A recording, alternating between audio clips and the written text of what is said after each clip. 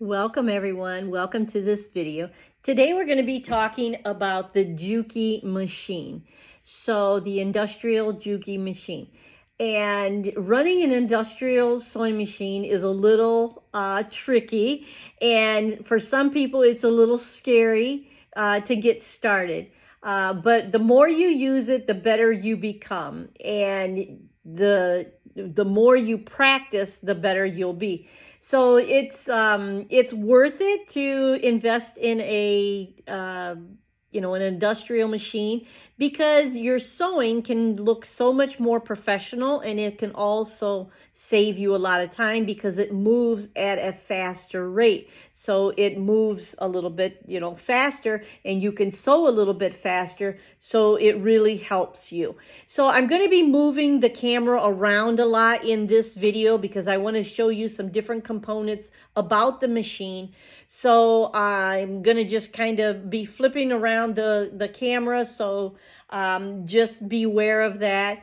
And so first we're going to talk about when you're first starting to sew on a industrial machine, you want to take some time to really practice, right?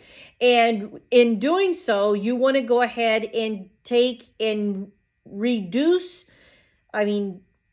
increase your length of stitches. So that will kind of slow the sewing machine down to its slowest speed.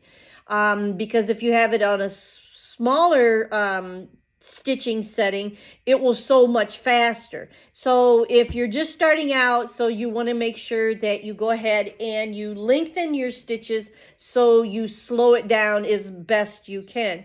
And that's the best way to get started. And then, so I'm going to go ahead and show you that dial. So that dial is right here. So this is the dial. So you would just turn it all the way to, hopefully you're seeing that, number 5. So you turn it all the way to number 5. So that's 5 stitches per inch. So you would do that. So then the next thing you would do is to have some running fabric. So have some scrap fabric. So we have that here, just some scrap fabric that we can run through the machine. Okay, so we'll go ahead and we'll do that. And then the other thing that you want to do is to always thread the machine with the same thickness and quality of thread. So the same type of thread. So if I had on, a nylon thread cone or whatever that is more for a strong nylon, that is more for a pant, I want to have the same thing in the bobbin, right? So you want to make sure that your thread quality is the same on the top as it is in your bobbin, okay? So you want to make sure that you do that. And then you can also use your bobbin winder. I'm not going to do that today, but you can use your bobbin winder where you would put a second cone of thread, like where I have this interfacing here. You would put a second cone on here, and then you could thread it, and it can go right down through this hole, through these little discs, and back this way, and then you could wind your bobbin on here, and then you just push that in and then let it go while you're sewing. So that's also a really great feature on a commercial machine that you don't get on a regular home sewing machine.